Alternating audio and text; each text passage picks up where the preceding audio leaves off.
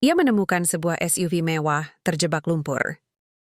Namaku Reza Wijaya, lahir dan besar di Desa Karangsari, sebuah desa kecil yang terletak di kaki perbukitan Jawa Tengah. Mai kalau orang Jakarta bilang ujung-ujungnya Pulau Jawa. Di sini, listrik kadang mati jam 8 malam. Jaringan telepon hanya ada di depan balai desa. Dan satu-satunya hiburan waktu hujan adalah duduk di beranda sambil minum teh pahit bersama bapak-bapak yang sudah pensiunan buruh tani. Aku bukan siapa-siapa, bukan lulusan kampus bergengsi, bukan anak pejabat, bukan pengusaha. Aku hanya seorang tukang ngarit, pemotong rumput, penata halaman, kadang tukang bantu di sawah atau kebun warga. Gajiku sebulan tak sampai 2 juta, tapi cukup untuk makan, obat ibu, dan bayar cicilan motor butut warisan almarhum Bapak, Ibu Sari. Nama lengkapnya Sri Mulyani, adalah wanita hebat. Usianya sudah 60, tapi masih kuat mengayam tikar dari daun pandan tiap malam. Dulu, dia guru SD, tapi pensiun dini karena stroke ringan. Sekarang hidupnya tergantung pada obat dan ketenangan. Aku tak pernah menikah, bukan karena tak ingin, tapi karena tak pernah merasa layak. Bagaimana bisa aku menikah kalau uang buat beli susu saja harus dipikir 3 kali? Lagi pula mana cewek kota yang mau sama lelaki yang bajunya selalu belepotan tanah dan tangannya kasar seperti akar pohon? Desa kami dikelilingi hutan kecil. Bukan hutan lindung, bukan hutan wisata. Cuman hutan biasa. Tempat warga ambil kayu bakar, cari jamur, atau sekadar berteduh dari panas. Tapi bagiku, hutan itu seperti rumah kedua. Disinilah aku bisa bernapas leluasa. Disinilah aku bisa bicara sendiri tanpa dikira gila. Kadang aku ngobrol dengan monyet yang lewat, atau menghitung jumlah sarang lebah di pohon randu. Aku suka diam, suka memperhatikan. Dan entah kenapa, aku juga suka memperbaiki sesuatu. Mesin rusak, pompa air macet, bahkan radio tua nenek Surti yang bunyinya kresek-kresek. Dulu, sebelum kerja di desa, aku sempat magang di bengkel motor selama 2 tahun di Purwokerto. Belajar otomotif, mesin, listrik mobil. Tapi karena uang habis dan harus pulang urus ibu, aku kembali ke desa. Keterampilanku cuma dipakai untuk ngebenerin mesin pompa irigasi atau genset tetangga. Tak pernah kubayangkan ilmu itu akan membawaku ke titik ini, ke hari hujan yang tak akan kulupakan seumur hidup. Hari itu, langit kelabu sejak pagi. Angin bertiup kencang, daun-daun bergoyang seperti orang kesurupan. Ibu pesan, "Reza, jangan ke hutan kalau hujan, bahaya." Tapi Pak Marto, tetangga sebelah, butuh halamannya dirapikan sebelum acara doa bersama malam nanti.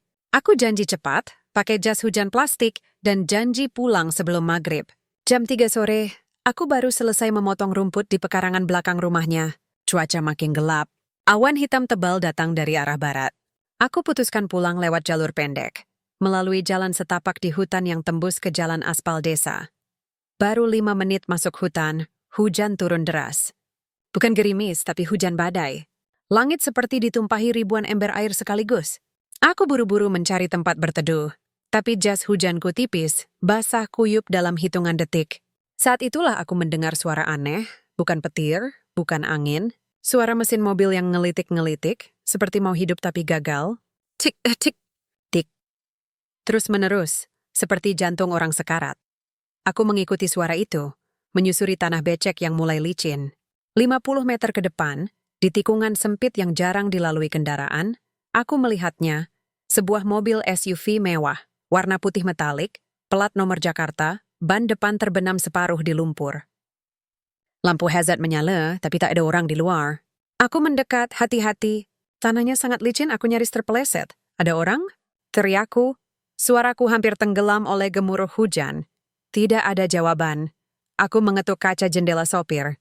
Kaca sedikit terbuka. Di dalam, seorang wanita duduk memegang kemudi, wajahnya pucat, rambut basah menempel di pipi. Matanya besar, panik. Tampak ketakutan. Ini mobil mogok ya, Bu? Sayaku yang memang cepat. Saya tidak tahu harus bagaimana.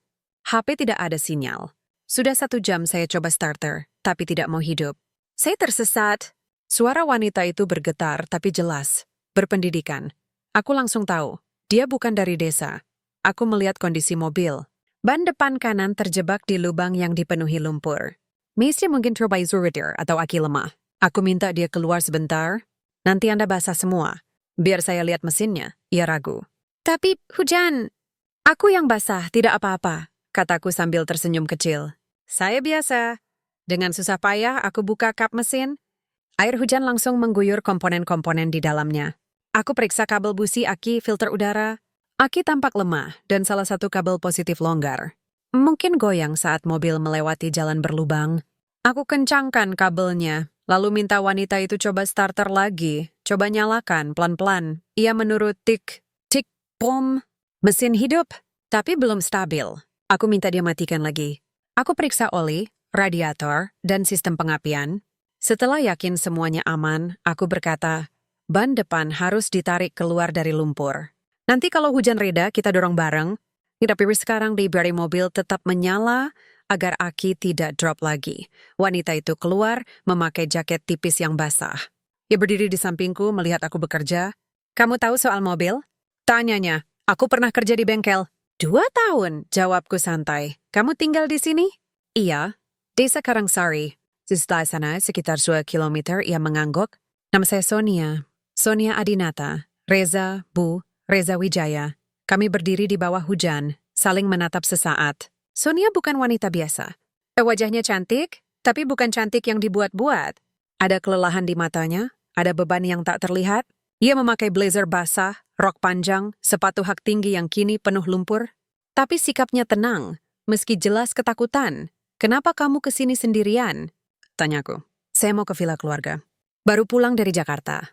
Tapi GPS salah arah. Saya tarik tidak jalan kecil ini, ternyata tidak ada ujungnya. Aku tertawa kecil. Jalan ini cuma tembus ke desa saya. Jarang ada yang lewat, kecuali warga. Hujan mulai reda. Aku ambil ranting besar dan batu. Pasang di belakang ban agar tidak slip. Siap, kita dorong bareng. Sonia mengangguk. Kami berdua mendorong dari belakang. Mobil perlahan keluar dari lumpur. Setelah bebas aku suruh dia coba maju pelan. Mesin tetap hidup, aman. Ia menyalakan AC, mengeringkan rambut, lalu membuka dompet. Ini buat kamu, uangnya. Aku langsung menggeleng. Tidak usah, Bu, saya cuma bantu. Hati sudah cukup, tapi kamu basah semua. Dan kamu tahu, jarang ada orang yang mau bantu tanpa minta bayaran. Kalau saya minta bayaran, nanti tolong saya bukan tolong, tapi kerjaan, kataku sambil tersenyum. Saya senang bisa bantu. Ia menatapku lama. Matanya berbinar. Bukan binar kagum, tapi seperti menemukan sesuatu yang hilang. Kamu baik sekali, Reza, katanya pelan. Aku tidak akan lupa hari ini. Aku hanya mengangguk. Semoga selamat sampai tujuan, Bu Sonia. Ia menyalakan mobil, melambaikan tangan. SUV putih itu perlahan meninggalkan jalan setapak, lenyap di balik kabut hutan. Aku berdiri di sana, basah, dingin, tapi entah kenapa hatiku hangat. Seperti ada yang berubah. Awas seperti ada benih yang baru saja ditanam di tanah yang kering. Aku tidak tahu bahwa wanita itu akan kembali. Aku tidak dapat tahu bahwa pertolongan kecil itu akan mengubah hidupku selamanya. Aku hanya tahu, di hari hujan itu, aku bukan lagi sekadar tukang ngarit. Untuk pertama kalinya, aku merasa seperti penyelamat. Dan dunia, yang selama ini memandangku rendah, mungkin akan melihatnya berbeda, tapi belum saatnya. Ku pulang ke desa, basah kuyup, membawa cerita yang bahkan belum kuceritakan pada ibu. Di rumah, ibu menunggu dengan sup hangat. Hujan-hujanan lagi, Nak. Iya, Bu, tapi tadi aku bantu orang. Mobilnya mogok di hutan. Oh, syukur kamu selamat. Aku tersenyum. Iya, Bu, aku selalu selamat. Tapi kali ini, aku tidak tahu bahwa selamat bukan hanya soal tubuh. Kali ini, hatiku yang akan diuji, dan segalanya baru saja dimulai. Hari setelah hujan, Desa Karangsari kembali tenang. Udara segar, bau tanah basah menyebar di mana-mana, dan sawah-sawah mengilap seperti cermin. Aku bangun pagi-pagi sekali. Sebelum ayam berkokok, ibu sudah duduk di beranda, sedang menganyam tikar baru. Tangannya masih lincah, meski kadang gemetar kalau kecapekan. Aku bawa teh hangat, lalu duduk di sampingnya. Kemarin kamu basah banget, Reza, katanya sambil tersenyum lemah. Jangan sampai sakit. Aku kuat, Bu, jawabku. Tubuhku dari dulu tahan hujan, panas, angin. Yang penting hati sehat, ibu tertawa pelan. Anakku selalu punya cara sendiri bicara. Aku tidak menceritakan semua tentang Sonia. Hanya bilang aku bantu perempuan yang mobilnya mogok. Tidak lebih. Tapi entah kenapa wajahnya terus muncul di pikiranku.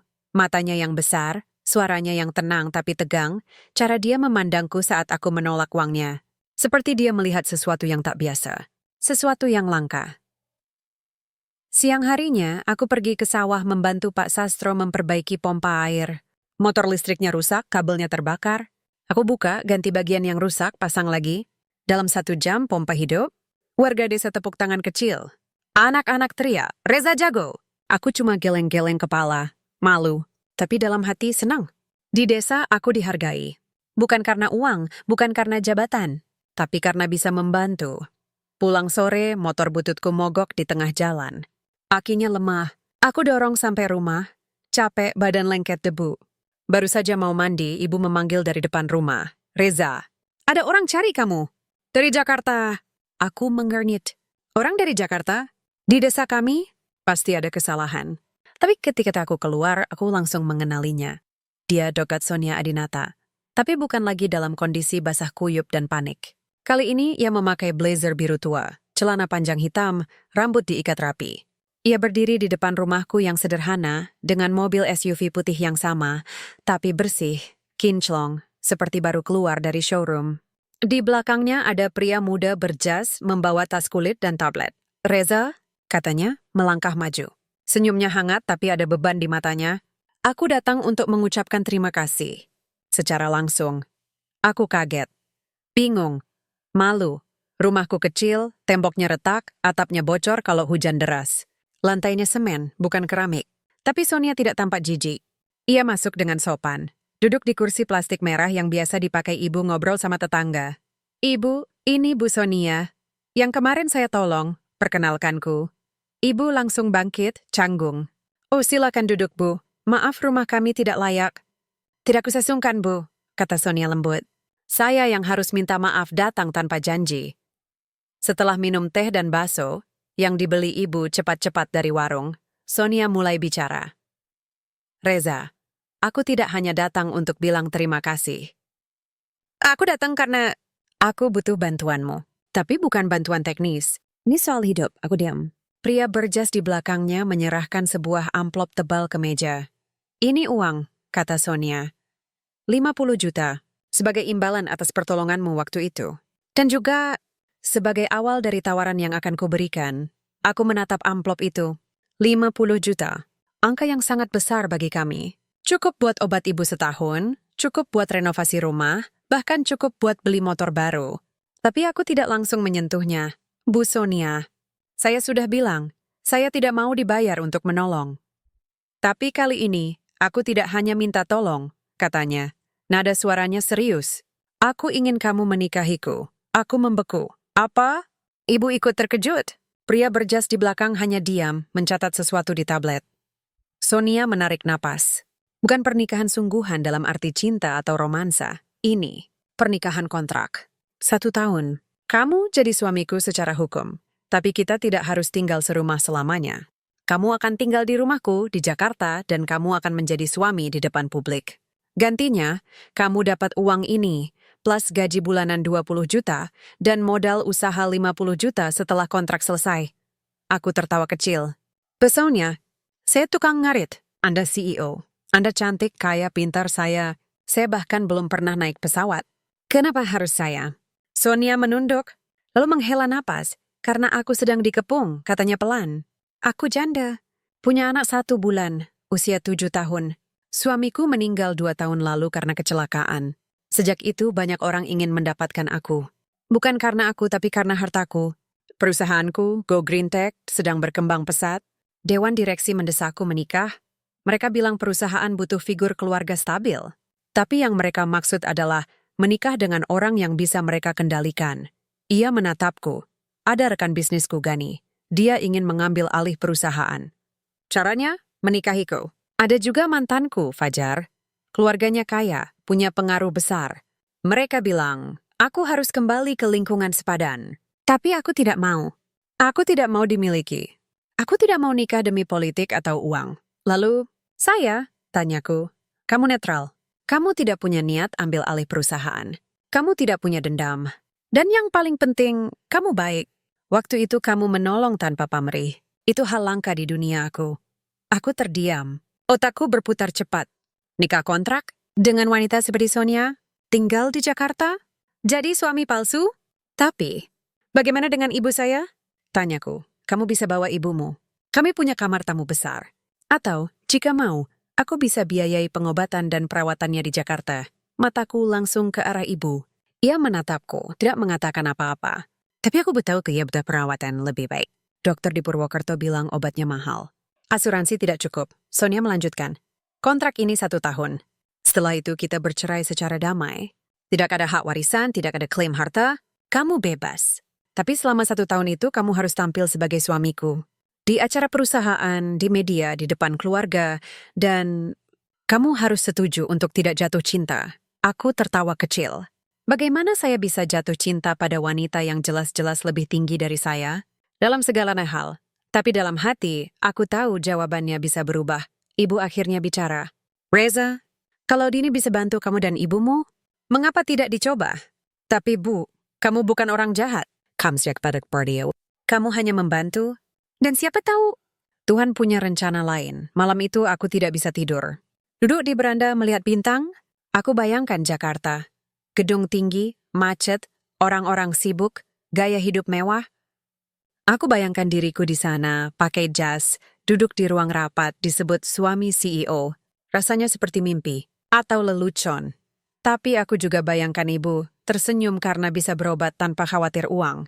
Aku bayangkan bisa bikin pelatihan buat pemuda desa, seperti yang dulu aku impikan. Keesokan paginya, aku bertemu Sonia lagi di depan rumah. Aku terima kataku. Suara mantap, ia tersenyum.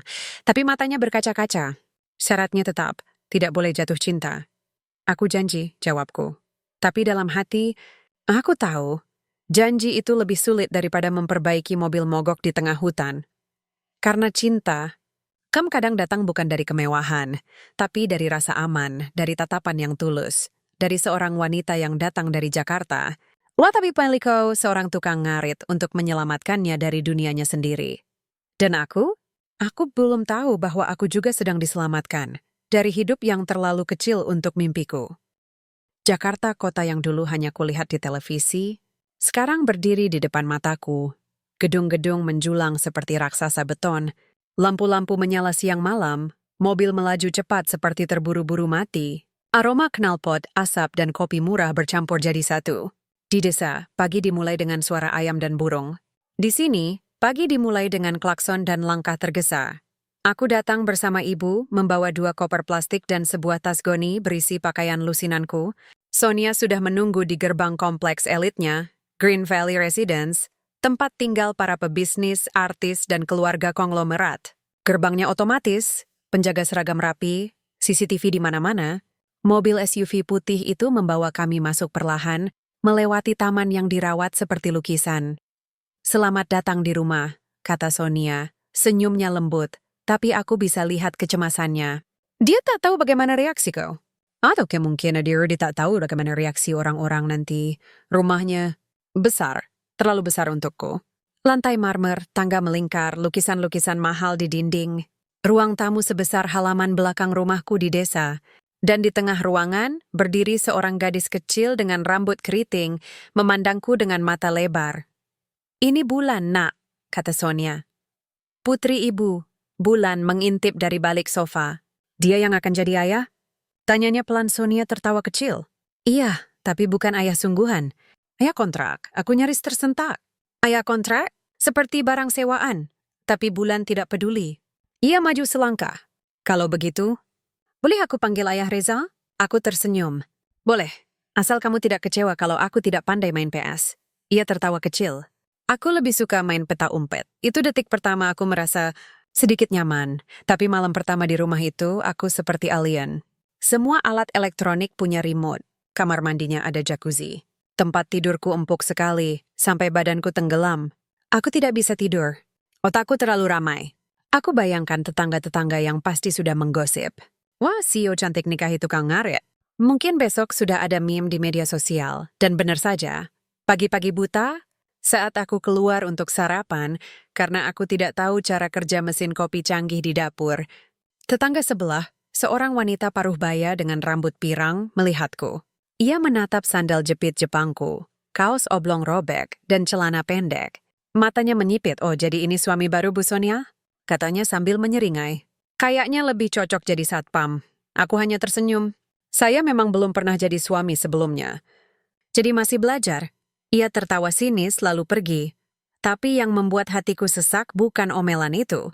Saat aku kembali ke rumah, aku melihat ibuku duduk sendirian di teras belakang, menatap tanah kosong. Apa ada yang salah, Bu? Tanyaku. Ia menggeleng. Tidak, cuma rasanya kita tidak pantas di sini, Nak. Orang-orang di sini beda. Kita manusia juga, Bu, kataku. Hanya beda cara hidup. Iya. Tapi mereka tidak melihat kita sebagai manusia yang sama. Aku diam. Karena ia benar. Siang harinya, Sonia mengajakku ke kantor untuk pertemuan singkat dengan staf manajemen. Perlu diperkenalkan secara resmi, katanya. Aku setuju, meski deg-degan. Di kantor Go Green Tech, gedung 12 lantai dengan interior futuristik, semua mata tertuju padaku. Rambutku acak-acakan karena belum sempat potong. Bajuku kaos polos, sepatuku cuma sepatu karet bekas. Sonia memperkenalkanku sebagai suamiku, dan beberapa orang tepuk tangan sopan. Tapi dari sudut mata, aku melihat Gani, direktur keuangan yang disebut Sonia sebagai ancaman, menatapku dengan tatapan dingin. Seperti melihat tikus yang masuk ke dapur restoran mewah. "Selamat datang, Pak Reza," katanya, jabat tangan erat. "Suami CEO, pasti banyak yang iri." "Aku tidak minta jadi suami siapa-siapa," jawabku tenang. "Tapi aku hargai kesempatan ini." Ia tersenyum tipis. "Semoga kamu tahu batasmu." Malam itu aku pulang dengan kepala penuh. Sonia tampak lelah. Kami duduk di teras belakang minum teh hangat. "Kamu baik-baik saja?" tanyanya. Aku agak kaget. "Duniamu sangat keras, Bu." "Sonia saja." "Kita sudah menikah, kan?" Aku tertawa kecil. "Ya, tapi cuma di kertas." Kami diam sejenak. Lalu aku bilang, "Tadi Gani bilang aku harus tahu batas." "Apa maksudnya?" Sonia menghela napas. Dia ingin posisiku. Dan dia tahu jika aku menikah dengan orang luar itu bisa mengganggu rencananya. Jadi dia akan mencoba menjatuhkanmu. Menunjukkan bahwa kamu tidak layak. Dan kamu biarkan, aku tidak bisa melindungi kamu terus. Kamu harus bisa menjaga diri. Dengan sikapmu. Dengan integritasmu. Aku mengangguk. Aku tidak butuh gelar atau uang untuk merasa layak. Tapi aku butuh rasa hormat. Beberapa hari kemudian, aku mulai mencari cara agar tidak hanya duduk-duduk di rumah. Aku tanya pada Sonia, bolehkah aku bantu di taman belakang? Rumputnya tinggi, bunga tidak terurus. Ideariskan. Esok harinya, aku keluar dengan sabit kecil, gunting tanaman, dan topi anyaman dari desa. Aku potong rumput, rapikan semak, ajak bulan tanam bunga marigold. Ia tertawa, ikut menggali tanah dengan tangan kecilnya. Tetangga lain melihat. Beberapa menyindir. Tapi ada juga yang mulai penasaran. Salah satunya Bu Irma, istri direktur bank, yang datang sore itu. "Wah, taman jadi indah. Siapa yang urus?" "Aku, Bu," kataku. "Oh, kamu suami Bu Sonia?" "Ternyata bisa juga urus taman." "Aku memang tukang ngarit," jawabku jujur. "Tapi bukan berarti tidak bisa bikin taman cantik." Keesokan harinya Bu Irma minta tolong aku urus taman rumahnya. Aku lakukan dengan senang hati. Lalu Bu Rini, istri pengacara, juga minta bantuan. Perlahan, aku mulai dikenal. Bukan sebagai suami CEO, tapi sebagai Reza yang bisa bikin taman hidup. 1 minggu kemudian, aku ajak warga kompleks makan malam di taman belakang rumah Sonia. Aku masak nasi liwet di atas api kayu, ikan bakar, sambal terasi, lalapan. Awalnya mereka ragu, tapi begitu mencoba semua terkejut. Enak banget. "Ini resep dari mana?" tanya Bu Irma, "Dari desa saya." "Masakan ibu saya," kataku. Malam itu, untuk pertama kalinya, aku melihat mereka tertawa, bicara santai, bahkan menari kecil saat lagu daerah diputar. Sonia duduk di sampingku, menatapku dengan tatapan aneh. "Apa?" tanyaku. "Kamu?" "Luar biasa," bisiknya. "Kamu bisa menyatukan orang hanya dengan nasi liwet." "Aku hanya berbagi apa yang aku punya," jawabku. Tapi dalam hati, aku tahu, ini bukan soal nasi liwet. Ini soal rasa aman, soal kesederhanaan. Soal manusia yang diperlakukan sebagai manusia, bukan label. Dan untuk pertama kalinya, di tengah dunia yang asing ini aku merasa sedikit pulang. Bulan mendekat, memeluk lenganku. "Ayah Reza, besok kita tanam tomat ya." Aku usap rambutnya. "Iya nak, besok kita bikin kebun mini." Sonia tersenyum. Tapi kali ini bukan senyum formal. Senyumnya hangat, seperti ibu yang lega anaknya menemukan teman baik. Namun, di balik senyum itu aku tahu badai belum berakhir. Gani masih mengintai, Fajar belum muncul. Dan aku masih berusaha keras untuk tidak merasa apa-apa pada wanita yang duduk di sampingku. Karena janji itu masih berlaku. Tidak boleh jatuh cinta. Tapi hati kadang tidak bisa dikendalikan oleh kontrak. Minggu ketiga hidupku di Jakarta terasa seperti berjalan di atas tali. Di satu sisi, aku mulai menemukan ritme. Bangun pagi, bantu ibu sarapan, urus taman, ajak bulan ke pasar tradisional beli benih sayur, kadang ngobrol dengan tetangga yang kini mulai ramah. Tapi di sisi lain, bayangan dunia Sonia terus mengintai. Dunia yang penuh aturan tak tertulis, sorotan, dan permainan kuasa. Lalu datang undangan yang membuatku gelisah. Gala Dinner Go Green Tech. Acara tahunan perusahaan untuk donor, investor, dan media. Temanya Innovation with Integrity. Aku membaca kartu undangannya 2 kali. Namaku tercetak jelas. Reza Wijaya, husband of CEO. Aku harus pakai apa? Tanyaku pada Sonia sore itu saat ia pulang lebih awal dari kantor. Ia tersenyum. Biasanya jas hitam, dasi, sepatu kulit. Saya tidak punya, kataku datar. Nanti aku suruh asisten beli. Ukuranmu berapa? Aku geleng kepala. Tidak usah.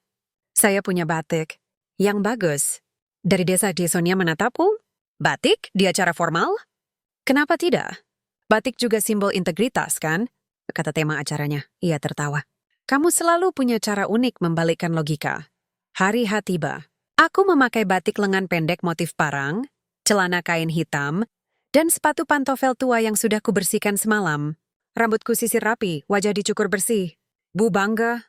Anakku kelihatan seperti pejabat, katanya.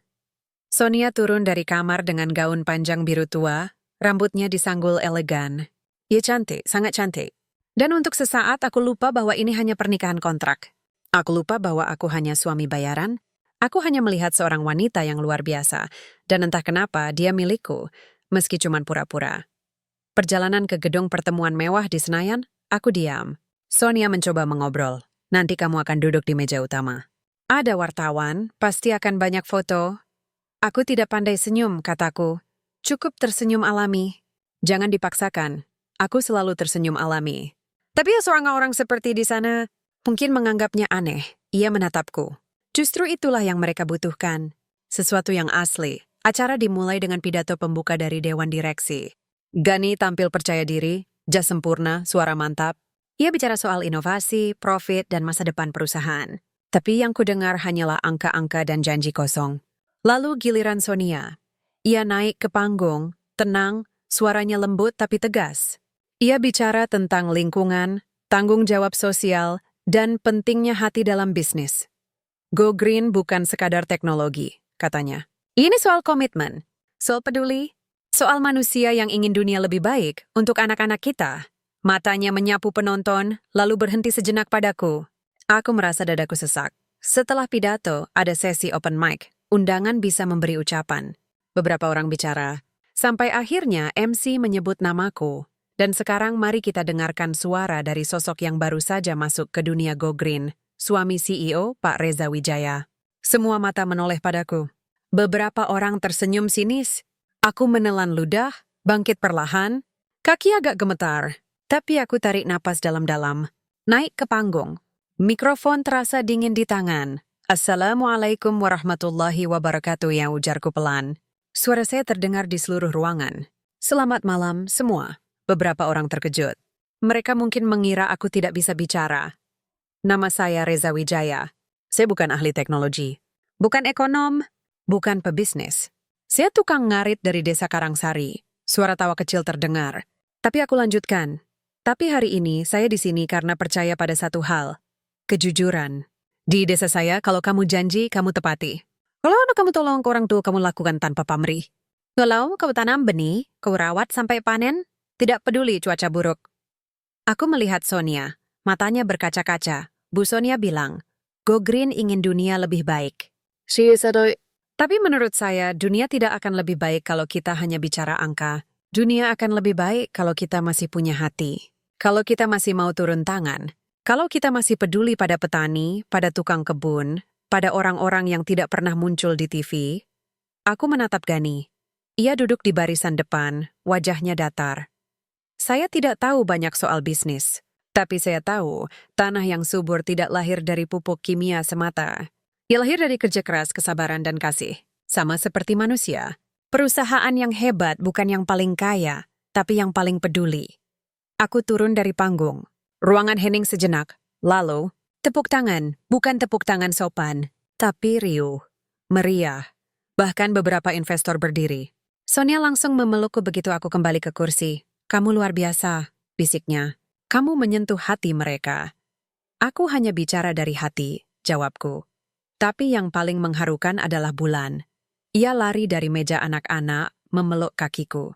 Ayah Reza, kamu hebat banget. Di tengah sorot lampu dan kemewahan, aku merasa dihargai. Bukan karena jabatan, bukan karena uang, tapi karena menjadi diriku sendiri. Namun, kebahagiaan itu tidak bertahan lama. Saat kami pulang, mobil belum sampai rumah, telepon Sonia berdering. Ia menjawab, wajahnya langsung berubah. Siapa? Tanyaku. Gani, desisnya. Dia bilang, ada foto, aku mengernyit. Foto apa? Beberapa jam kemudian, foto itu muncul di grup WhatsApp tetangga kompleks. Foto editan. Aku sedang duduk di warung pinggir jalan, minum bir, dikelilingi preman. Captionnya, suami CEO ketahuan suka mabuk-mabukan. Ini calon ayah baru anaknya. Padahal fotonya palsu. Aku tidak pernah minum alkohol, tapi netizen tidak peduli. Media lokal cepat ambil alih. Judul-judul muncul. Dari tukang ngarit ke tukang pesta, skandal suami CEO Go Green, pernikahan kontrak atau drama publisitas. Besoknya aku melihat tatapan tetangga berubah lagi. Bu Irma yang dulu memujiku kini menghindar. Ada yang menertawakan. Ada yang pura-pura tidak melihat, aku diam. Tidak marah. Tidak membantah. Karena aku tahu, orang-orang akan percaya pada apa yang mereka ingin percaya. Tapi malam itu, saat aku duduk di teras, Sonia datang. Matanya marah tapi juga peduli. Kenapa kamu tidak klarifikasi? Tanyanya, apa gunanya? Orang tidak ingin tahu kebenaran. Mereka ingin sensasi. Tapi kamu bisa dihancurkan. Aku sudah lama dihancurkan oleh hidup, Bu Sonia. Tapi aku masih utuh. Karena aku tahu siapa aku, ia menatapku lama. Ya, lalu tiba-tiba ia berkata, aku membela kamu di media. Aku bilang foto itu editan. Aku bilang kamu lebih jujur daripada banyak orang di perusahaanku. Kenapa? Tanyaku. Karena aku percaya padamu. Jawabnya pelan. Kami duduk berdampingan. Hujan gerimis turun. Lampu taman menyala redup. Kamu tahu, kataku.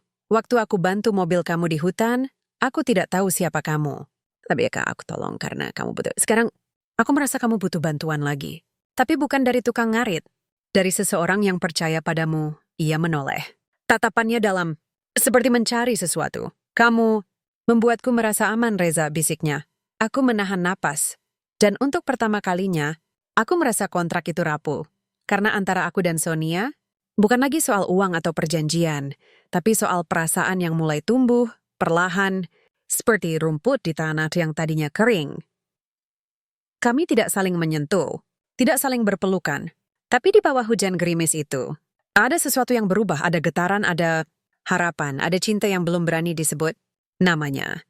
Dan meskipun kami berdua masih berpegang pada janji, tidak boleh jatuh cinta, hati sudah mulai memberontak. Hari-hari setelah gala dinner terasa aneh. Ada ketegangan yang menggantung di udara. Seperti sebelum petir menyambar, media sudah mulai melupakan skandal foto editan. Setelah Sonia tampil di acara talkshow nasional dan dengan tegas membantah semua tuduhan, bahkan menunjukkan bukti keberadaanku di desa saat foto itu diambil. Tapi kemenangan itu tidak terasa seperti kemenangan. Karena aku tahu ini baru permulaan, dan badai datang dari arah yang tak pernah kuduga. Sabtu pagi, Sonia memintaku menemaninya makan siang di sebuah restoran rooftop di Sudirman. Tempatnya mahal, pemandangan Jakarta dari atas awan, musik jazz pelan mengalun. Aku pakai batik lagi, kali ini motif Megamendung, warna biru tua. Sonia tersenyum tipis saat melihatku. Kamu selalu bikin orang penasaran, katanya. Aku tidak sengaja, jawabku. Kami sedang memesan makanan ketika tiba-tiba bayangan besar menghalangi cahaya matahari. Aku mendongak. Laki-laki tinggi, berjas Armani, rambut rapi, wajah tampan tapi dingin, berdiri di depan meja kami. Di tangannya segelas whisky on the rocks. Sonia, katanya, suaranya dalam, percaya diri. Lama tak bertemu. Sonia langsung kaku. Matanya membesar. Fajar, bisiknya. Aku tahu siapa dia. Sonia pernah menyebut namanya sekilas. Mantan pacar, pengusaha keluarga elit, orang yang dulu ingin memaksanya kembali ke dunia yang sama gelapnya dengan milik Gani, tapi melihatnya secara langsung. Sangat berbeda. Fajar bukan hanya kaya, ia punya aura kuasa. Notepis round yang terbiasa mengatur hidup orang lain. Siapa ini? Tanyanya, menatapku dari ujung rambut sampai ujung sepatu. Reza. Suamiku, jawab Sonia cepat. Nada defensif. Fajar tertawa pendek. Suami, kamu serius? Ini yang kamu pilih untuk menggantikanku? Aku tetap tenang. Kalau kami mau duduk, silakan. Kami sedang makan. Ia tidak duduk. Malah mencondongkan tubuh ke depan, suaranya turun menjadi bisikan tajam. Dengar tukang ngarit, katanya, sengaja menekankan kata itu agar terdengar merendahkan. Aku tahu ini cuma sandiwara, pernikahan kontrak, tapi aku juga tahu, kamu tidak akan pernah layak untuk Sonia. Dia bukan dari duniamu. Dia butuh orang yang bisa menjaganya, bukan yang cuma bisa potong rumput. Aku balas tatapannya. Kalau soal menjaga, saya lebih tahu artinya daripada kamu. Orang yang benar-benar peduli tidak perlu bilang, aku akan menjagamu sambil bawa ancaman. Wajah Fajar berubah merah, tapi ia hanya tersenyum sinis. Besok ada rapat besar di Go Green Tech. Dewan direksi akan bicara soal masa depan perusahaan. Dan soal pernikahanmu, Sonia. Ia menatapnya. Mereka tidak senang. Mereka bilang CEO tidak boleh dikendalikan oleh emosi. Dan kamu terlalu lama sendiri. Mungkin kamu butuh pasangan yang benar-benar bisa mendukung. Maksudmu kamu? Tanya Sonia dingin. Tepat sekali. Aku menawarkan merger besar. Perusahaan aku akan ambil 30% saham Go Green. Dengan syarat? Syarat apa? Kamu kembali padaku. Dan dia menunjukku kau pergi. Sekarang, aku tertawa pelan. Jadi kamu pikir cinta bisa dinegosiasikan seperti saham? Di dunia nyata, semuanya bisa dibeli, balas Fajar. Termasuk hati. Termasuk harga diri. Ia pergi tanpa pamit, meninggalkan bau parfum mahal yang menusuk. Sonia diam. Tangannya gemetar. Aku tidak marah, tapi dadaku sesak. Bukan karena hinaannya, tapi karena aku tahu dia benar di satu hal. Aku memang bukan dari dunianya. Aku tidak punya saham, tidak punya pengaruh, tidak punya nama. Yang kumiliki hanya tangan kasar dan hati yang jujur. Pulang dari restoran, suasana di mobil sangat sunyi. Bulan ikut serta tidur pulas di kursi belakang. Kamu akan terima tawarannya? Tanyaku akhirnya. Sonia menggeleng cepat. Tidak. Aku tidak akan biarkan dia atau siapapun mengatur hidupku. Tapi kalau itu yang terbaik untuk perusahaan bukan segalanya. Aku punya anak. Aku punya harga diri. Aku mengangguk. Tapi malam itu, aku tidak bisa tidur. Aku duduk di teras, memandang bulan. Bayangan Fajar terus muncul. Kata-katanya terngiang. Dia tidak akan pernah layak. Benarkah aku hanya beban? Apakah kehadiranku justru membuat Sonia semakin terpojok? Aku ingat ibu. Ingat desa. Ingat janji awal 1 tahun lalu pergi. Drakna Tusteter. Tidak mengganggu. Tapi sekarang, aku merasa terlalu dalam. Bulan mulai memanggilku ayah. Sonia mulai menatapku dengan cara yang berbeda. Dataks, aku mulai membayangkan hidup bersama mereka. Bukan sebagai suami kontrak, tapi sebagai bagian dari keluarga. Itu berbahaya. Karena semakin dalam perasaan, semakin sakit nanti saat harus pergi. Maka, malam itu, aku mulai berkemas. Perlahan. Diam-diam, pakaianku kukumpulkan, barang-barang kecil dari desa kusiapkan kembali ke koper plastik. Aku tulis surat pendek untuk Sonia. Bu Sonia, terima kasih atas kesempatan ini. Saya sudah cukup bahagia bisa mengenal ibu dan Bulan, tapi saya rasa lebih baik saya pergi sebelum semuanya jadi lebih rumit. Saya tidak ingin jadi alasan ibu kehilangan segalanya. Saya akan kembali ke desa. Tugas saya selesai. Rezaku letakkan surat itu di meja kerjanya, yang biasa ia buka pagi-pagi. Tapi sebelum sempat pergi, pintu kamarku diketuk, aku buka. Bulan berdiri di sana. Suaranya gemetar. Kamu mau pergi? Aku terkejut. Dari mana kamu tahu? Aku lihat koper. Cermin surat di meja ibu. Aku baca. Ia langsung memelukku erat, tangannya kecil tapi kuat. Jangan pergi. Jangan tinggalin aku. Kamu ayahku. Kamu satu-satunya ayah yang pernah baik padaku. Aku membeku. Dadaku remuk, anak ini. Tidak peduli aku tukang mengarit. Tidak peduli aku tidak kaya. Begini, aku sudah jadi ayah dan aku hampir pergi begitu saja. Bulan. Suaraku serak. Ayah tidak pantas. Pantas atau tidak, ayah? Aku sayang ayah. Ia menangis keras. Aku menggendongnya, duduk di lantai, membiarkan air matanya membasahi bajuku. Aku tidak bisa bicara, hanya bisa memeluk. Beberapa menit kemudian, Sonia muncul di ambang pintu. Matanya merah. Ia sudah baca suratku. Kenapa kamu mau pergi? Tanyanya pelan. Aku tidak ingin merusak hidupmu, jawabku. Kamu tidak merusak. Kamu menyelamatkan. Aku cuma tukang ngaret. Dan aku cuma wanita yang ketakutan, balasnya. Tapi kamu memberiku keberanian. Kamu membuatku percaya bahwa manusia masih bisa jujur. Bahwa cinta bisa datang dari tempat yang tak terduga. Ia mendekat, berlutut di depanku, memegang tanganku. Jangan pergi, Reza. Bukan karena kontrak. Tapi karena aku butuh kamu. Aku menatapnya. Mata kami bertemu, lama. Dan untuk pertama kalinya, aku merasa pantas. Bukan karena uang, bukan karena jabatan, tapi karena dipilih. Di tengah badai yang datang dari mantan pacarnya, kan dari tekanan bisnis, dari dunia yang ingin menghancurkanku, ia tetap memilihku meski aku hanya tukang ngarit. Namun, aku tahu ini belum selesai. Fajar belum menyerah, Gani masih mengintai, dan kontrak kami tinggal beberapa bulan lagi. Tapi malam itu, aku membuat keputusan aku tidak akan pergi. Bukan karena uang, bukan karena kontrak, tapi karena ada 2 orang di rumah ini yang sudah menyebutku ayah dan suami sepoi mesai hanya dalam hari, dari aku tidak akan mengecewakan mereka. Minggu itu hujan turun hampir setiap sore. Langit Jakarta kelabu, seperti mencerminkan suasana hati yang belum sepenuhnya tenang. Setelah malam bulan menangis dan Sonia memohon aku tak pergi, hidup terasa berbeda. Nggak ada kata-kata besar, nggak ada pengakuan cinta, tapi ada kehadiran yang lebih dalam. Sonia sering menatapku lama saat sarapan, Bulan selalu memelukku sebelum tidur, dan ibu tersenyum lebih sering. Lalu, suatu pagi, Sonia datang dengan ide yang membuatku terkejut. Reza, bagaimana kalau kita liburan? Kau desamu? Katanya sambil mengaduk kopi, aku mengernyit. Kay Karangsari, kenapa tiba-tiba? Bulan butuh udara segar, dan aku ingin lihat tempat asalmu. Aku ingin tahu siapa kamu sebenarnya di luar batik dan pidato di panggung. Aku tertawa kecil.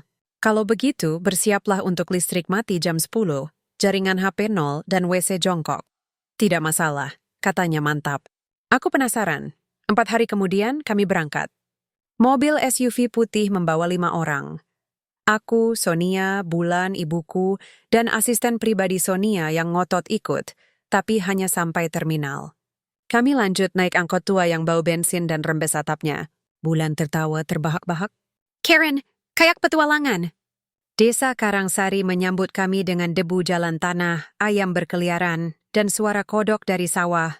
Anak-anak langsung berkumpul, penasaran melihat mobil mewah dan wanita berpakaian rapi.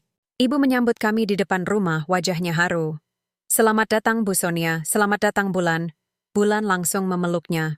Nenek Sari, rumahmu lucu banget. Kami tinggal selama 3 hari. 3 hari yang akan mengubah siraumnya. Hari pertama, aku ajak mereka ke sawah. Sonia awalnya ragu masuk lumpur, tapi akhirnya tertawa ketika kakinya tenggelam. Ia belajar menanam padi di goda petani tua yang bilang, ini calon ibu desa ya Reza? Aku hanya geleng kepala malu. Tapi Sonia tersenyum. Untuk pertama kalinya ia terlihat ringan. Seperti beban bisnis, tekanan sosial, semua dilepas di tengah sawah hijau. Hari kedua, aku ajak ke pasar desa. Pasar mingguan, ramai, bau ikan asin, cabai pedas, dan kue tradisional. Bulan excited beli jajanan, cenil, klepon es doger. Sonia mencoba getuk lindri, langsung meringis. Peds banget. Ini manis kok rasanya pedas. Ambil nasi, Bu, kataku tertawa. Orang desa mah, manis sama pedas beda tipis. Malam itu, aku buat api unggun kecil di halaman belakang. Kami duduk di tikar, makan jagung bakar, minum teh jahe. Ibu bercerita tentang masa mudaku, saat aku juara lomba baca puisi sekolah dasar, atau waktu aku nekat turun gunung bawa obat untuk tetangga yang sakit. Reza itu anak pendiam, tapi hatinya besar, kata ibu. Dulu dia bilang mau bikin pelatihan buat pemuda desa, biar mereka bisa kerja di kota tanpa jadi buruh kasar. Tapi uang tidak cukup. Aku menunduk. Itu mimpi lama. Yang sudah kupendam. Sonia menatapku. Kenapa kamu tidak pernah cerita? Aku pikir, tidak penting. Ini sangat penting, balasnya. Bulan mendekat. Ayah Reza. Nanti kalau aku besar, aku bantu ayah bikin sekolah itu, ya? Aku usap rambutnya. Iya, nak. Kamu jadi gurunya. Kemudian sunyi. Hanya suara jangkrik dan angin pelan. Ku menatap langit. Di desa, bintangnya luar biasa. Jutaan titik cahaya, seperti debu emas tersebar di kain hitam. Di Jakarta, aku tidak pernah kulihat bintang, bisik Sonia. Aku tiap malam, jawabku. Di sini, langit tidak ditutup gedung. Ia menoleh padaku. Di sini, rasanya damai. Aku dulu mikir damai itu cuma soal uang. Tapi ternyata damai itu soal hati yang tidak terburu-buru. Kami saling tatap. Lama, terlalu lama, ada getaran. Ada sesuatu yang hangat mengalir di antara kami. Aku ingin meraih tangannya. Ingin mengatakan bahwa aku mencintainya. Tapi aku ingat kontrak. Ingat janji. Dan tepat saat jarak antara kami tinggal beberapa sentimeter, bruk! Ponsel Sonia berbunyi keras. Gani. Lagi ia mengangkat. Wajahnya langsung tegang. Ya Gani, apa? Rapat darurat Senin pagi? Soal merger Fajar? Baik, saya rekap hadir. Setelah menutup telepon, ia menarik napas dalam. Masalah makin besar. Fajar benar-benar serius. Dia sudah ajukan proposal resmi ke Dewan Direksi. Mereka akan voting. Apa yang kamu butuhkan? Tanya kok dukungan. Dan rencana. Kau Nonda bisa melawan mereka sendiri. Aku mengangguk. Kalau begitu, besok kita kembali. Tapi sebelum itu, aku bangkit masuk ke rumah, lalu keluar membawa map usang. Di dalamnya, sketsa, rancangan, dan catatan kecil. Inilah mimpi saya, kataku. Memberikannya pada Sonia. Pelatihan teknologi ramah lingkungan untuk pemuda desa. Belajar solar panel, biogas, pertanian organik, perbaikan mesin sederhana. Semua pakai metode sederhana, murah, lokal. Sonia membuka map itu. Matanya membesar. Ini sangat bagus. Ini bisa jadi proyek CSR Go Green Tech. Aku tidak minta bantuan. Tapi aku ingin ini bantu Polonia. Bukan karena kamu suamiku. Tapi karena ini ide yang hebat. Dan aku percaya padamu. Aku menatapnya. Di bawah bintang desa, di tengah malam yang sunyi, aku merasa dunia ini sempurna. Namun, pagi tiba, kembali ke Jakarta. Ketika kami tiba di rumah, suasana berubah. Ada surat dari notaris, sidang luar biasa Dewan Direksi, pembahasan status pernikahan CEO dan pengaruhnya terhadap stabilitas perusahaan.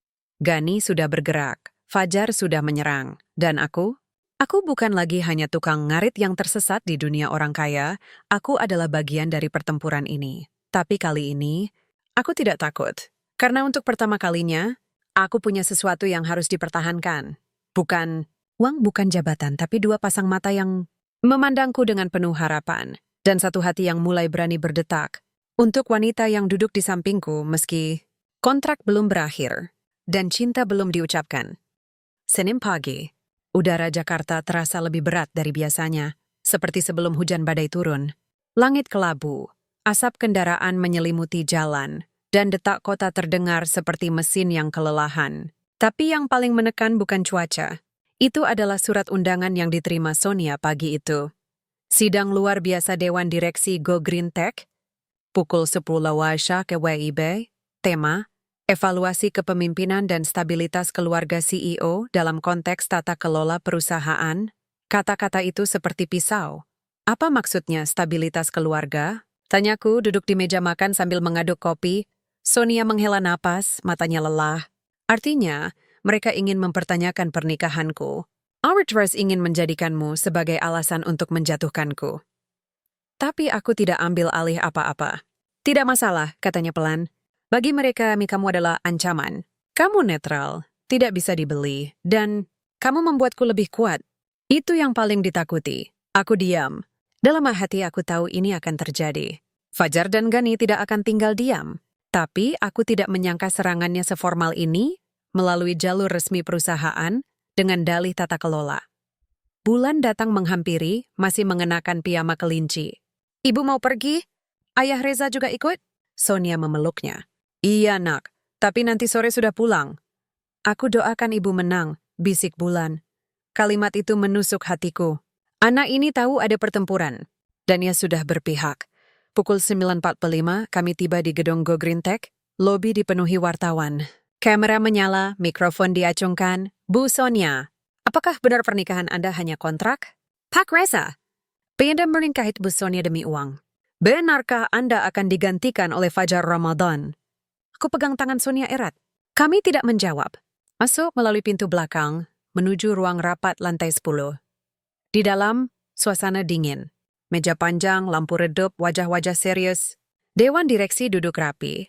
7 orang, termasuk Gani yang tersenyum tipis saat melihatku. Fajar sudah ada di sana. Duduk santai, seperti tuan rumah. Ah, si tukang ngarit akhirnya datang juga. Katanya pelan saat aku lewat, aku hanya menatapnya. Saya datang bukan untuk bicara, tapi untuk mendampingi istri saya. Kata istri sengaja ku tekankan. Aku lihat Fajar mengernyit. Rapat dimulai. Ketua Dewan membuka dengan nada formal.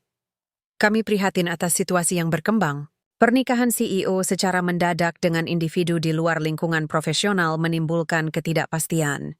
Investor mulai bertanya, apakah Go Green Tech masih stabil? Apakah target strategis perusahaan terganggu oleh dinamika pribadi? Sonia berdiri. Tenang. Saya menghormati kekhawatiran Bapak Ibu. Tapi izinkan saya jelaskan, pernikahan saya tidak mengganggu operasional perusahaan. Saya tetap menjalankan tugas sebagai CEO dengan integritas dan komitmen yang sama. Bahkan, laba Q2 naik 18% dibanding tahun lalu. Tapi soal citra, potong salah satu anggota dewan. Anda menikah dengan seorang tukang kebun. Ini bisa merusak brand image Go Green sebagai perusahaan inovatif dan modern. Aku ingin bangkit. Tapi Sonia menepuk lenganku. Ia masih tenang. Justru karena saya menikah dengan orang seperti Reza, citra Go Green semakin kuat. Kami bukan perusahaan elit yang tertutup. Kami peduli pada manusia nyata, pada desa, pada petani, pada pekerja keras. Reza adalah simbol dari nilai-nilai itu, Gani angkat suara. Tapi ada dokumen, Bu Sonia. Dokumen perjanjian nikah kontrak. Saya punya salinannya. Dunia seolah berhenti, semua mata menoleh padaku. Sonia memucat. Itu privasi saya. Tapi ini menyangkut kepentingan perusahaan, kata Gani dingin. Jika pernikahan ini palsu, maka posisi Anda sebagai figur publik bisa dipertanyakan. Dark investor akan khawatir tentang manipulasi citra. Aku tahu dia sudah meretas email Sonia. Atau mungkin menyogok asisten. Tapi yang lebih menyakitkan bukan soal dokumennya. Tapi bagaimana ia menyebarkannya sebagai senjata. Sidang berlanjut. Beberapa anggota dewan meminta klarifikasi. Sonia menolak membahas detail kontrak. Rapat berakhir tanpa keputusan, tapi pesannya jelas. Tekanan akan terus meningkat. Siang harinya, media meledak. Judul-judul muncul di portal berita. Terungkap. Pernikahan CEO Go Green hanya kontrak. Suami bayaran bernilai 100 juta? Tukang ngarit versus konglomerat. Drama cinta atau skema bisnis. Kontrak nikah bocor.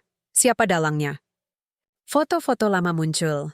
Aku sedang memotong rumput, foto ibuku di depan rumah reyot, bahkan foto masa kecilmu di sekolah dasar. Netizen mulai memburuku, dasar oportunis. Naik darat gara-gara cewek kaya, tukang ngarit kok sok jadi suami CEO. Mimpimu terlalu tinggi, bro. Bayarannya buat bayar utang judi kali ya. Bahkan ada meme, wajahku dipasangkan dengan gambar bajak sawah, caption, suami multifungsi, bisa potong rumput, bisa jaga harta. Aku tidak marah. Tapi sakit, bukan karena hinaan, tapi karena aku tahu, ini akan melukai Sonia. Melukai bulan malam itu, aku duduk di teras. Menatap langit Jakarta yang gelap, bintang tak terlihat, lalu pintu terbuka. Sonia keluar, matanya basah. Maaf, bisiknya. Aku yang harus minta maaf, jawabku. Aku jadi beban. Kamu bukan beban. Kamu satu-satunya yang membuatku merasa hidup lagi. Ia duduk di sampingku. Lama kami diam. Kenapa kamu tidak pernah bilang kalau mereka akan begini? Tanyaku, karena aku tidak tahu akan sejauh ini. Aku pikir aku bisa melindungimu. Tidak perlu melindungi aku. Aku bisa hadapi ini. Tapi aku tidak ingin kamu terluka. Ia menoleh. Aku sudah terluka sejak suamiku meninggal. Tapi kamu menyembuhkanku tanpa sadar. Aku menahan napas. Dan untuk pertama kalinya, aku merasa cinta itu nyata. Bukan dari pelukan atau ciuman. Tapi dari tangisan yang ditahan, dari dukungan yang diam-diam, dari dua orang yang berdiri bersebelahan melawan dunia. Besoknya, Sonia tampil di konferensi pers, tanpa aku dampingi. Ayah sendiri? Di layar TV, aku menonton dari rumah. Saya tidak akan menjelaskan detail pernikahan saya, katanya tegas. Itu urusan pribadi. Tapi yang bisa saya katakan, Reza Wijaya adalah orang paling jujur yang pernah saya temui. Dia menyelamatkan saya. Bukan hanya dari mobil mogok, tapi dari kesepian. Dia mengajar saya arti kebaikan sejati. Mirat saya bangga memiliki dia sebagai suami saya. Aku menutup wajah. Air mata jatuh di pojok ruangan. Bulan memelukku. Ayah, ibu bilang kamu pahlawan. Aku usap rambutnya, tapi di balik semua ini aku tahu. Perang belum selesai. Gani belum menyerah. Fajar masih mengincar. Dan kontrak kami hanya tinggal 3 bulan lagi. Namun, kali ini, aku tidak lagi bertanya apakah aku pantas. Aku hanya ingin satu hal. Melindungi 2 orang yang sudah memanggilku suami dan ayah, meski dunia menolakku. Waktu dulu aku membencinya. Lama-lama aku mulai takut, karena waktu adalah hitungan mundur dari kontrak ini, 365 hari, dari hujan di hutan sampai malam-malam sunyi di teras rumah Sonia. Dari tukang ngarit yang tak dikenal sampai pria yang dipanggil ayah oleh seorang anak kecil. Dan kini, tinggal 1 hari lagi. Hari ke-364, aku bangun lebih awal dari biasanya. Langit masih gelap. Aku tidak bisa tidur. Sudah beberapa malam seperti ini, otakku terlalu sibuk memikirkan apa yang akan terjadi besok, apa yang harus kukatakan. Apa yang harus kulakukan? Apakah aku harus pergi? Atau apakah aku berani meminta untuk tinggal? Tapi bagaimana caranya? Aku bukan siapa-siapa. Aku hanya laki-laki dari desa yang masuk ke dunia ini dengan surat kontrak dan janji. Tidak boleh jatuh cinta. Dan ironisnya, aku sudah melanggarnya sejak lama. Aku mencintai Sonia. Bukan karena kekayaannya, bukan karena statusnya, tapi karena cara dia menatapku saat aku sedang potong rumput. Seolah aku sedang mengubah dunia. Karena cara dia tertawa saat Bulan bikin kekacauan di dapur. Karena dia tetap memilihku. Meski dunia bilang aku tidak layak, aku mencintainya. Tapi aku tidak tahu apakah cintaku dibalas. Atau hanya rasa terima kasih, atau belas kasihan. Pagi itu, Arsaki mulai berkemada perlahan, diam-diam seperti yang pernah kucoba di babak sebelumnya. Tapi kali ini, tidak ada surat, tidak ada rencana kabur diam-diam. Kali ini, aku ingin pergi dengan kepala tegak. Aku lipat batik-batikku, masukkan ke koper plastik, yang sengaja kubawa dari desa sebagai pengingat siapa diriku. Ibu sudah kuantar pulang 2 minggu lalu, setelah mendapat perawatan intensif dari dokter langganan Sonia. Kata dokter, kondisinya stabil.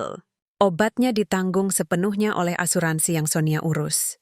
Kamu baik sekali pada ibuku, kataku suatu malam. Dia ibumu. Artinya keluargaku juga, jawabnya. Kalimat itu terngiang sampai sekarang. Sekitar jam 10, Bulan masuk ke kamarku. Ia memegang gambar yang baru saja digambar. Rumah kecil, 3 orang pegangan tangan, dan matahari tersenyum. Ayah Reza. Ini kita bertiga, katanya pelan. Ibu, ayah, dan aku. Aku tersenyum. Gambar bagus banget, nak. Besok liburan ya. Kita ke pantai. Aku menghela napas. Bulan. Ayah mau bicara. Ia menatapku dengan mata lebar. Kontrak ayah dengan ibu. Besok ya habis masa nih. Maksudnya, ayah harus kembali ke desa. Wajahnya langsung runtuh. Tidak! Teriaknya. Tangannya mencengkeram lengan bajuku. Jangan pergi. Aku tidak mau. Kamu ayahku. Ayah sayang Bulan. Tapi ini sudah janji dari awal. Janji bisa diubah. Isaknya. Ibu juga pasti tidak mau ayah pergi. Ia menangis keras, lari keluar kamar. Aku ingin mengejar, tapi kakiku seperti terpaku. Hati remuk. Beberapa jam kemudian Sonia datang. Matanya merah. Dia tahu, kenapa kamu mulai berkemas tanpa bilang apa-apa? Tanyanya suaranya serak. Aku pikir, Lizam baik seperti ini. Lebih baik bagi siapa? Bagi Mama atau bagiku? Bagi kita semua, bisikku. Sebelum semuanya makin sakit, ia mendekat, berdiri di depanku. Reza, selama 1 tahun ini kamu mengubah hidupku. Kamu ajarkan aku arti ketulusan. Kamu ajarkan Bulan arti kasih sayang tanpa syarat. Kamu membuatku merasa aman, bahagia, seperti hidupku punya tujuan lagi. Aku hanya melakukan yang seharusnya, kataku. Tidak, potongnya. Kamu lebih dari itu, dan aku tidak bisa kehilangan kamu. Aku menunduk. Tapi kontrak itu bukan Tuhan, Reza. Itu hanya kertas. Tapi perasaan kita, tuh niat, kau menggigit bibir. Ingin sekali memeluknya. Tapi takut. Takut kalau ini hanya emosi sesaat. Takut kalau besok ia menyesal. Kalau aku pergi, kamu bisa menemukan orang yang lebih pantas. Oh, orang dari duniamu. Aku sudah menemukan orang yang paling pantas, balasnya. Dia duduk di depanku. Dia bau tanah, suka ngomong pelan, dan bisa bikin nasi liwet enak. Dia bahkan rela tidur di lantai biar Bulan bisa tidur di kasur waktu pertama kali ke desa. Aku tertawa kecil, tapi air mata mengalir. Reza, Aku tidak memintamu tinggal sebagai suami kontrak, bisiknya. Aku memintamu tinggal sebagai suami sejati. Jika kamu mau, aku terdiam. Dunia terasa berhenti. Tapi sebelum sempat menjawab, pintu terbuka. Ibu Sari masuk. Ya, ibuku. Yang seharusnya masih di desa, ibu? Kok di sini? Tanyaku kaget, ia tersenyum lembut. Aku datang karena ada yang harus kukatakan. Ia duduk di kursi, menatap Sonia, lalu aku. Anakku, aku tahu kamu takut. Takut tidak cukup baik. Takut dihina. Takut dicampakkan. Tapi lihat Bulan, lihat matanya. Dia tidak peduli kamu tukang ngarit. Dia hanya tahu kamu baik. Dan Bu Sonia. Sonia menatapnya. Kamu datang ke desa kami bukan untuk lihat kemewahan, tapi untuk lihat hati anakku. Dan kamu menemukannya, kan? Sonia mengangguk, air mata mengalir. Ibu melanjutkan. Cinta bukan soal siapa yang lebih tinggi, tapi siapa yang mau turun, bergandengan tangan, dan naik bersama. Reza, jika kamu mencintainya, jangan biarkan kertas atau uang menghalangi. Aku menatap Sonia. Lama. Lalu, perlahan, aku membuka tas gendongku. Mengeluarkan sebuah buku catatan usang. Di halaman terakhir, ada tulisan kecil, dengan tinta biru pudar. Aku mencintaimu, tapi cinta itu bukan hakku. Aku memberikannya padanya. Ini, yang sebenarnya ingin aku katakan sejak lama, Sonia membaca. Tangannya gemetar. Kenapa tidak kau katakan? Karena kakmu takut kamu tidak memilihku balik. Ia menutup buku itu, lalu meletakkannya di meja. Sekarang, giliranku. Ia membuka tasnya, mengeluarkan sebuah amplop putih. Menyerahkannya padaku. Buka, aku buka. Di dalamnya bukan surat cinta, tapi dokumen resmi, permohonan perpanjangan kontrak nikah. Tidak. Ini adalah surat pengunduran diri Sonia dari jabatan CEO Go Green Tech, efektif 1 bulan lagi. Dan di bawahnya, draft proposal project baru. Rumah hijau, pusat pelatihan teknologi ramah lingkungan untuk pemuda desa pendiri. Sonia Adinata and Reza, Wijaya Lokasi, Desa Karangsari, Jawa Tengah. Aku terdiam. Mat BKCK, kamu mau tinggal di desa? Bukan mau, katanya, tersenyum. Harus, karena disitulah rumah kita. Disitulah Bulan akan tumbuh dengan akar yang kuat. Dan disitulah aku ingin menghabiskan hidupku. Denganmu, aku tidak tahan lagi. Aku memeluknya. Erat. Seperti takut ia akan menghilang. Di luar, hujan mulai turun. Tapi di dalam, hatiku hangat. Untuk pertama kalinya, aku merasa pulang, bukanlah karena kembali ke desa, tapi karena akhirnya aku diterima, dicintai, dipilih, meski waktu hampir habis. Cinta memilih untuk datang tepat pada waktunya. Hari terakhir kontrak tiba. Tanggal yang selama setahun ini menggantung seperti pedang di atas kepala. Aku bangun pagi-pagi sekali, sebelum fajar menyingsing. Udara dingin menyusup lewat jendela kamar yang sengaja kubiarkan terbuka. Seperti kebiasaanku di desa. Di luar, Jakarta masih gelap, hanya lampu-lampu jalan yang menyala redup. Aku duduk di tepi tempat tidur, menatap koper plastik yang sudah penuh. Semua barangku sudah kukemas. Batik-batikku dilipat rapi. Foto-foto kecil bersama Bulan dan Sonia kutaruh di dasar koper. Tidak ingin membawanya, tapi juga tidak sanggup membuangnya.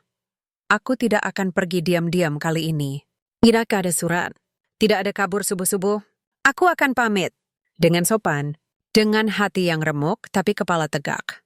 Karena meskipun aku mencintai mereka, aku tetap punya harga diri. Dan harga diriku tidak boleh dikorbankan demi cinta yang tidak diizinkan. Pagi itu, rumah terasa sunyi. Sonia belum keluar dari kamarnya. Bulan sedang les piano dengan guru private. Ibu Sari sudah kuantar pulang kemarin sore. Setelah berkata, aku percaya kamu akan membuat keputusan yang benar. Aku duduk di teras belakang, minum teh hangat buatan asisten rumah tangga. Taman yang dulu liar, kini rapi, penuh bunga dan sayuran kecil hasil kerja sama dengan Bulan. Ada label kecil. Tomat ayah Reza. Selada Bulan, bunga matahari Ibu Sonia. Senyum kecil muncul. Lalu, pintu geser dibuka. Sonia berdiri di ambang. Rambutnya agak acak-acakan, matanya merah. Ia memakai sweater besar, celana panjang, wajahnya pucat. Kamu mau pergi hari ini? Tanyanya pelan, aku mengangguk. Iya, sebelum siang. Tidak sarapan dulu? Aku sudah makan. Bulan, dia belum tahu. Aku menunduk. Nanti kamu saja yang bilang. Katakan aku harus kembali ke desa. Untuk urus proyek rumah hijau. Tapi itu proyek kita berdua, bisiknya. Dulu. Sekarang, Kamu bisa lanjutkan tanpa aku. Ia mendekat, duduk di kursi di seberangku. Reza, aku tidak bisa. Apa yang tidak bisa? Hidup tanpamu. Kalimat itu menusuk. Dalam. Seperti anak panah yang melesak tanpa suara. Aku menahan napas. Sejak kamu datang, hidupku berubah. Bukan karena kamu suamiku secara hukum, tapi karena kamu membuatku percaya lagi. Pada kebaikan, pada ketulusan, pada cinta yang tidak diminta, tapi datang sendiri. Ia mengeluarkan sesuatu dari saku sweater, buku catatanku, halaman yang berisi tulisan, "Aku mencintaimu." Tapi cinta itu bukan hakku. Kamu pikir aku tidak tahu? Kamu pikir aku tidak merasakan?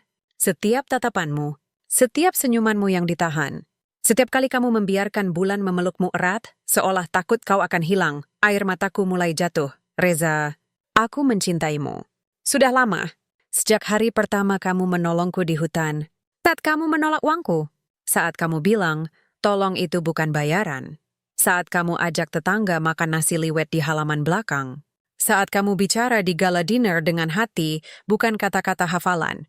Ia berdiri, berjalan mendekat, lalu berlutut di depanku. Maka dari itu, aku coba tidak memintamu tinggal sebagai suami kontrak. Ia mengeluarkan sebuah amplop putih. Ini bukan surat perpanjangan kontrak. Ia membukanya. Di dalamnya, bukan dokumen hukum, tapi surat cinta ditulis tangan dengan kop surat Go Green Tech kepada Reza Wijaya. Aku pernah bilang kita tidak boleh jatuh cinta.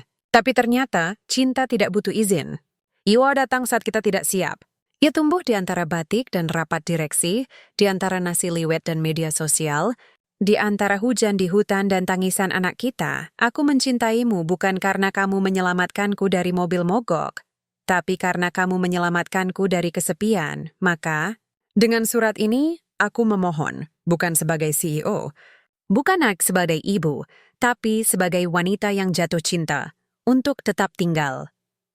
Bukan sebagai suami kontrak, tapi sebagai suami sejati. Sebagai dayadai bagi bulan, sebagai rumah bagi kami, jika kamu mau. Sonia, aku menatapnya. Dadaku sesak. Dunia terasa sempit. Kamu serius? Suaraku serak. Lebih serius daripada semua keputusan bisnisku selama ini. Tiba-tiba, langit gelap. Petir menyambar. Hujan turun deras, seperti air langit runtuh sekaligus. Aku bangkit. Tidak menjawab, Sonia menatapku, wajahnya campur aduk antara harap dan takut. Lalu tanpa pikir panjang, aku menarik tangannya. Kita pergi. Kemana? Keluar. Kami berlari ke tengah hujan, tanpa payung, tanpa jaket. Basah kuyup dalam hitungan detik. Tapi kami tertawa. Tertawa seperti orang gila. Di tengah taman aku berhenti, memegang kedua tangannya. Sonia Adinata. Ia menatapku, napasnya tersengal. Aku bukan orang hebat. Aku bukan CEO, aku bukan pengusaha. Aku cuma tukang ngarit dari desa yang kebetulan bisa benerin mobil. Ia tersenyum, tapi aku mencintaimu. Lebih dari apapun, sejak hari itu di hutan. Dan aku tidak akan pergi.